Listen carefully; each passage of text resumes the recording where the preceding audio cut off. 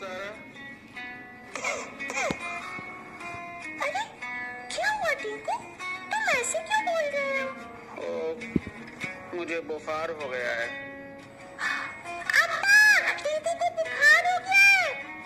तो डॉक्टर ने क्या कहा टिंकू, क्यों हुआ बुखार?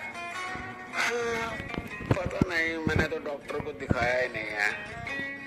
ओह no no no no no Tinku, बुखार में तेरी पड़ेगी भारी। और तुम तो ऐसी जगह रहते हो जहाँ मच्छर भी बहुत है। हो सकता है मच्छर के काटने से तुम्हें बुखार हुआ।